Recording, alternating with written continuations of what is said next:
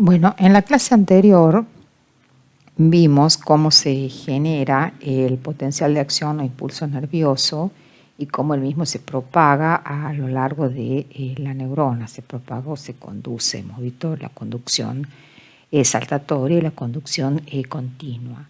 Ahora, en esta clase, lo que vamos a analizar es de qué manera ese potencial de acción o impulso nervioso se transmite desde una neurona a la otra, es decir, cómo se comunican las neuronas entre sí.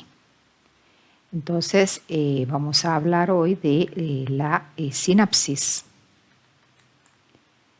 Las sinapsis se clasifican de acuerdo a su ubicación en sinapsis axodendríticas cuando el impulso llega desde el axón de una neurona y hace sinapsis este axón con las dendritas de la otra neurona contigua. Pues se llama axodendrítica.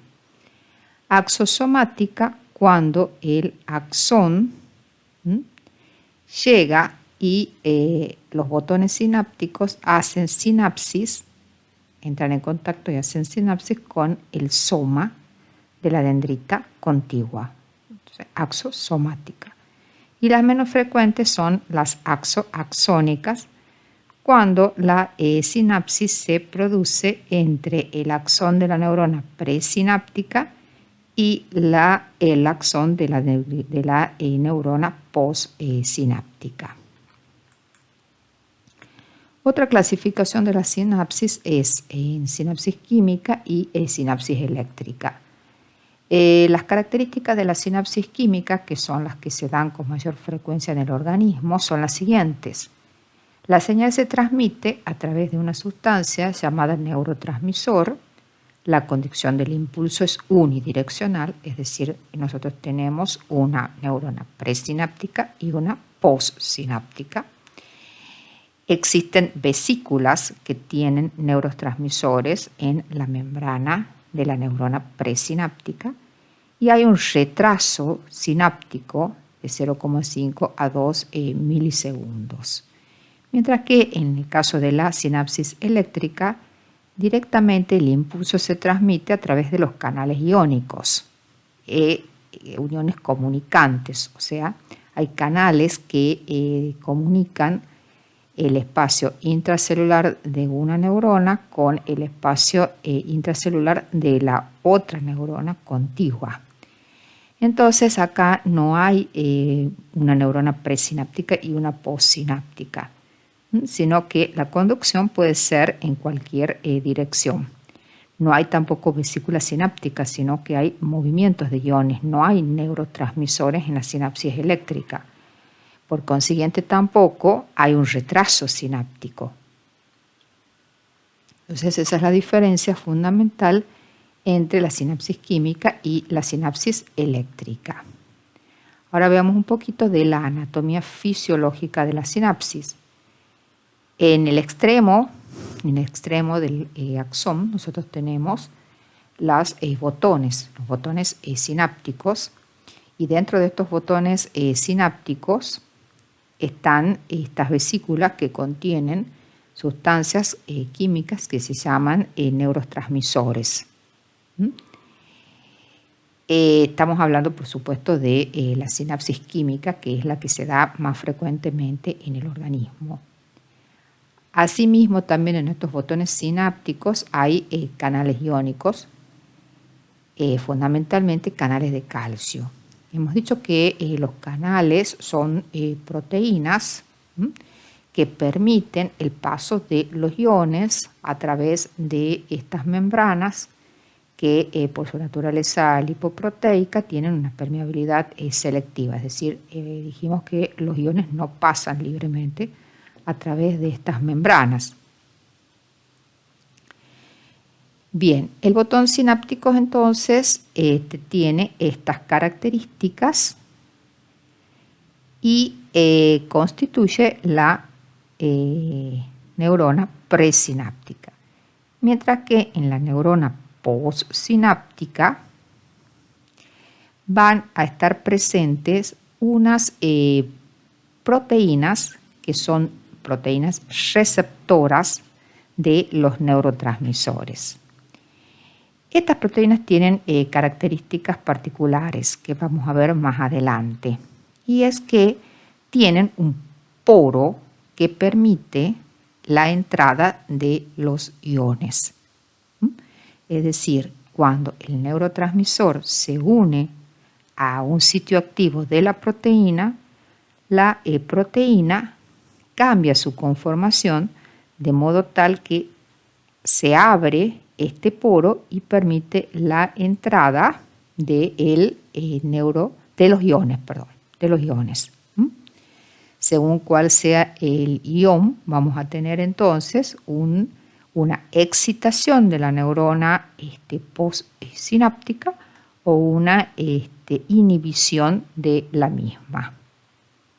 Estas son las características fundamentales de esta estructura de la sinapsis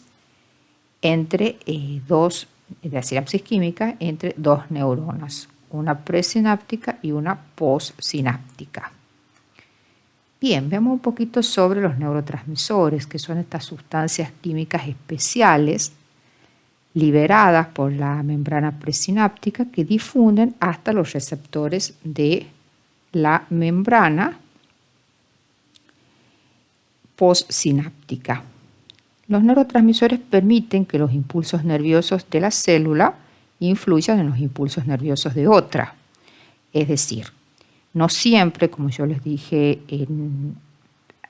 previamente, el impulso va a ser un impulso excitatorio y que se va a transmitir a toda la célula.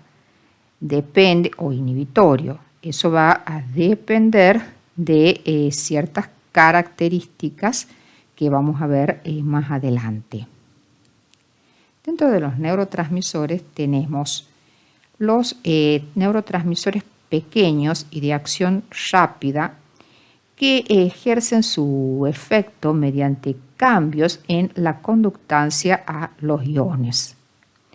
Dentro de ellos tenemos aminoácidos, que son el GABA, que es el ácido gamma aminobutírico, el glutamato y la glicina.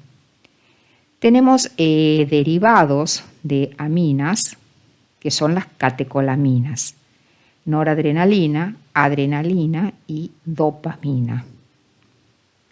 Tenemos aminas como la histamina y la serotonina, y tenemos otros neurotransmisores pequeños y de acción rápida muy importantes como el óxido nítrico y la acetilcolina. También se pueden clasificar en cuatro clases. Clase 1 la acetilcolina, 2 las aminas, 3 aminoácidos y clase 4 el óxido nítrico. Bueno, este es un esquema de la síntesis de algunos de estos neurotransmisores. O sea, se puede observar cómo a partir de estos aminoácidos, el cetoglutarato, obtenemos el glutamato. A partir de la glutamina también se obtiene el glutamato, y a partir del glutamato se obtiene este otro aminoácido que es el GABA. O sea que el glutamato es un precursor del GABA. ¿Cómo se sintetiza la acetilcolina? A partir de la acetil-CoA y de la colina, por la acetilcolina transferasa se obtiene la acetilcolina. La serotonina tiene como precursor a un aminoácido que es el triptofano, que por una serie de procesos se transforma en la 5-hidroxitriptamina, que es un neurotransmisor que ejerce el efecto biológico. Y dentro de las catecolaminas vemos que la tirosina es el aminoácido precursor que va a dar lugar a la dopa, luego está a la dopamina, un neurotransmisor que actúa como un neurotransmisor, o sea, es la que tiene el efecto biológico, que se puede transformar en noradrenalina y la noradrenalina a su vez en adrenalina. Entonces, neurotransmisores. Los transmisores que son de naturaleza proteica o derivados de los aminoácidos, en general se sintetizan en el soma de la neurona, ¿m? Y a partir de ahí viajan por transporte axónico hacia el axón terminal, donde se acumulan las vesículas que van a ser liberadas hacia la hendidura sináptica cuando llegue el impulso nervioso. Parte de ese neurotransmisor que se libera puede recuperarse. Los neuropéptidos son neurotransmisores que tienen una acción lenta, sintetizan, como les dije yo anteriormente, en el soma, viajan por transporte axónico, y en este caso las vesículas presinápticas no se reciclan. Los neuropéptidos son liberados en menos cantidad hacia el espacio sináptico, pero son más potentes y sus efectos son más duraderos, porque generan cierre de canales de calcio, generan cambios metabólicos, cambios en la expresión de los genes o en el número de receptores. O sea, son efectos bastante más potentes que los que tienen otros neurotransmisores. ¿Qué ejemplos tenemos de neuropéptidos que actúan como neurotransmisores? Los factores de liberación hipotalámicos, que vamos a ver más adelante en endocrino, péptidos opioides, las endorfinas, encefalinas y sustancia P. Es muy importante tener en cuenta que los efectos del neurotransmisor dependen fundamentalmente del receptor. El receptor, yo les expliqué que es esa proteína que se encuentra en la membrana postsináptica. El glutamato, por ejemplo, es el principal neurotransmisor excitatorio en el sistema nervioso central. El gamma es el principal neurotransmisor inhibitorio en el cerebro vertebrado adulto y la glicina es el principal neurotransmisor inhibitorio en la médula espinal. Sin embargo, estos términos de excitatorio e inhibitorio no son características que estén perfectamente definidas, ya que el neurotransmisor GABA, si bien es el principal neurotransmisor inhibitorio en el cerebro del vertebrado adulto, también puede actuar como un neurotransmisor excitatorio cuando actúa sobre otro tipo de receptor. O sea que el efecto excitatorio o efecto inhibitorio, de acuerdo al contexto en el que se encuentre el neurotransmisor, va a depender fundamentalmente del tipo de receptor al cual se una. O sea, de ninguna manera cada neurotransmisor tiene un solo tipo de receptor, sino que tienen varios subtipos de receptores. Y en este sentido es muy importante tener en cuenta la acetilcolina. La acetilcolina es excitatorio, es un neurotransmisor excitatorio en la unión de una neurona motora con el músculo esquelético y hace que el músculo se contraiga. En cambio, a nivel cardíaco, la acetilcolina tiene un efecto inhibitorio, disminuye la frecuencia cardíaca. Son efectos opuestos debido a que cada uno tiene un receptor diferente.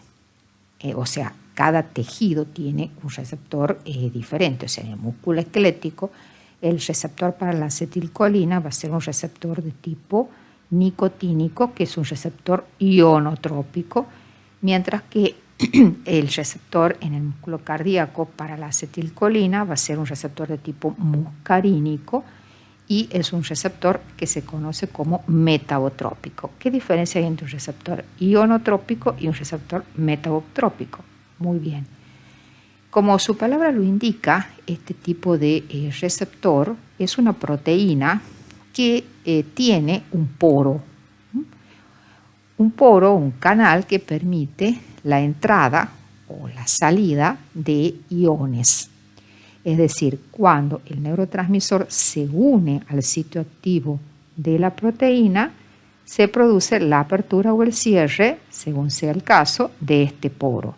En el caso específico del receptor nicotínico para acetilcolina, cuando la acetilcolina se une al sitio activo del receptor, se abre el poro y permite la entrada de sodio a la célula.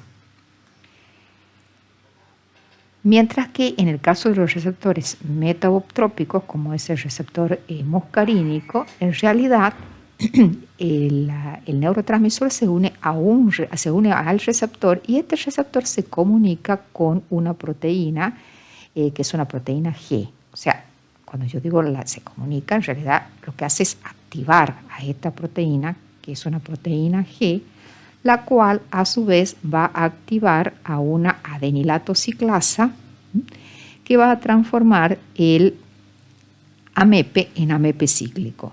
Y el AMP cíclico es el que va a activar a una quinasa.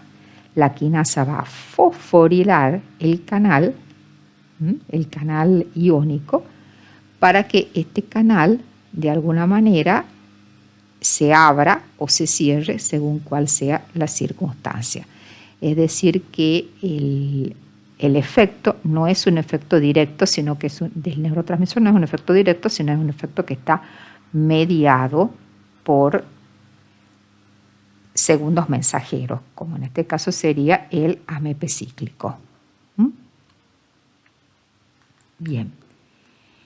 Acá en este esquemita se puede observar la forma en que actúa el receptor nicotínico activado por acetilcolina. Ustedes fíjense que es una proteína que está constituida por varias subunidades, alfa, beta, gamma, delta, y tiene sitios de unión al neurotransmisor. Está normalmente el poro está en el interior, está cerrado.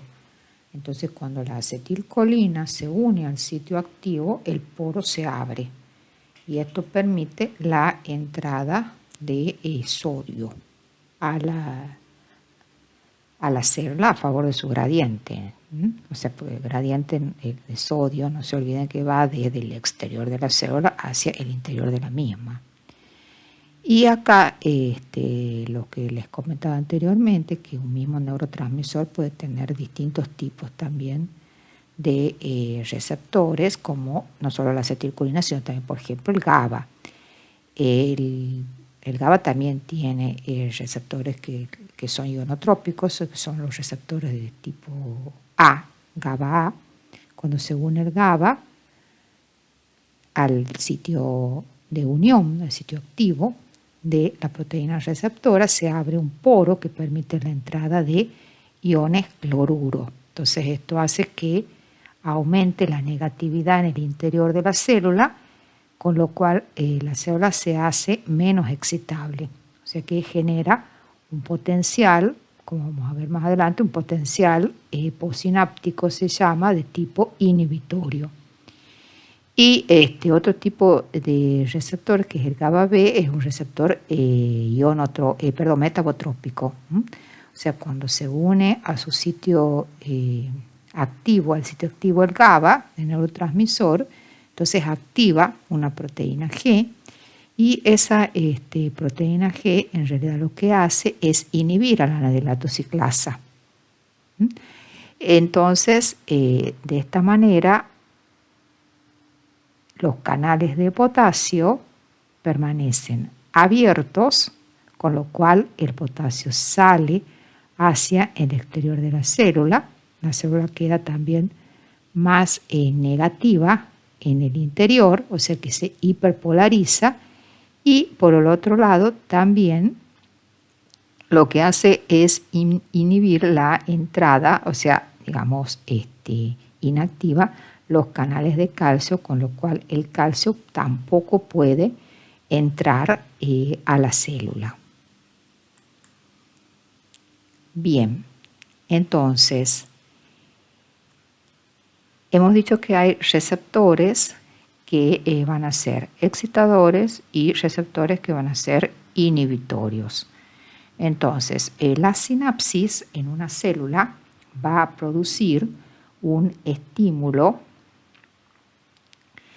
excitatorio o un estímulo inhibitorio según cuál sea el neurotransmisor y el receptor que se encuentre en la neurona postsináptica.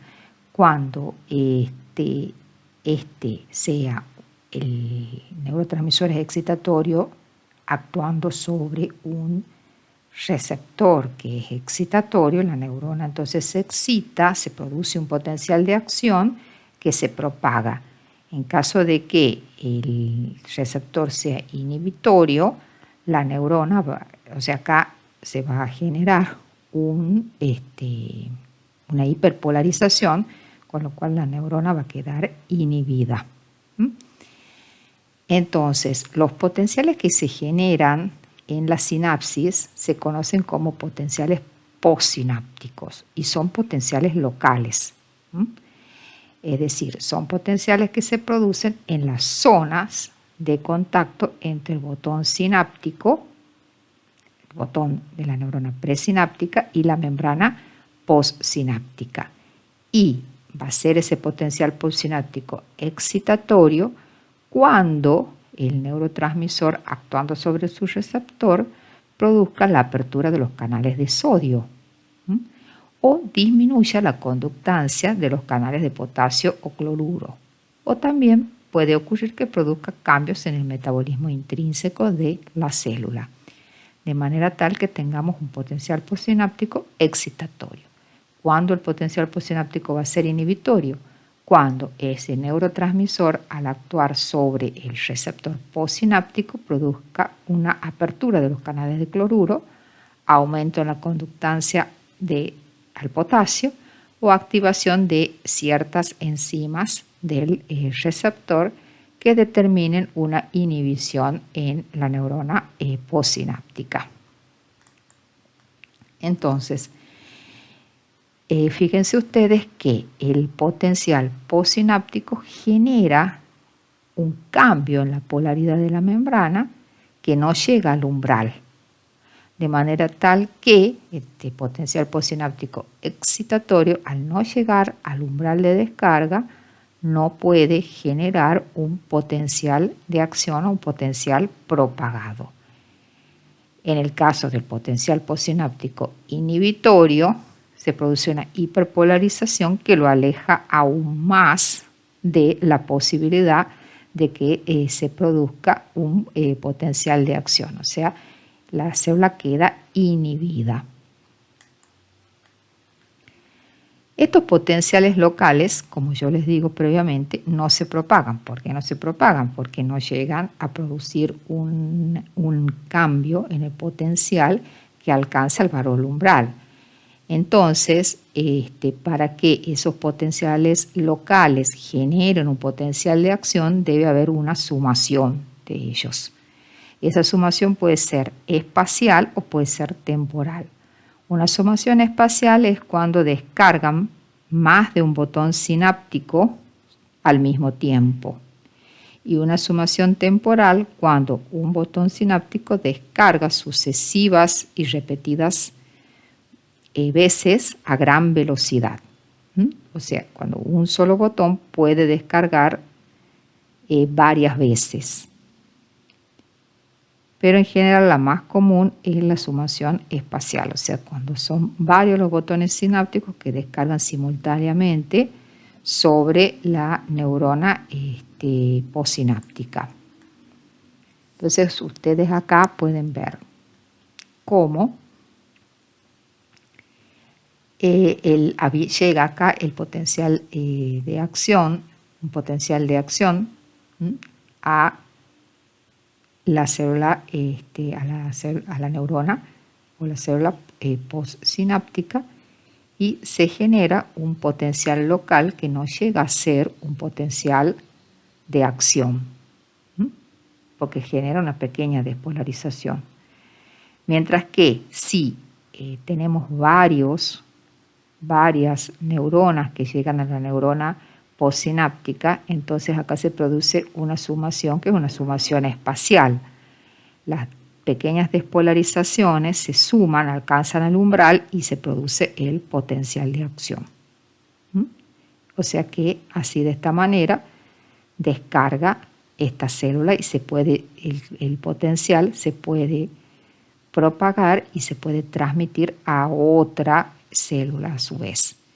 O bien puede ocurrir que un solo axón sobre una neurona postsináptica descargue repetidas veces con una frecuencia elevada, de manera tal que se llegue al umbral y se produzca, digamos, se abran los canales de sodio, voltaje dependientes, y de esta manera se genere el potencial de acción.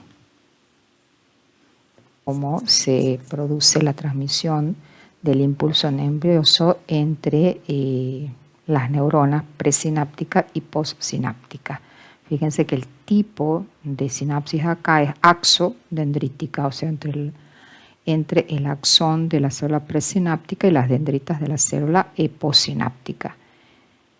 Llega el potencial de acción, fíjense ustedes, acá está el contacto entre el botón de la célula presináptica y las dendritas de la célula postsináptica. Estas estructuras que ustedes ven acá de color marrón son los receptores de los neurotransmisores, mientras que estas estructuras de color verde son los canales de calcio dependientes de voltaje. Cuando el potencial de acción, la despolarización, ustedes recuerden que el potencial de acción se propaga a través de toda la membrana,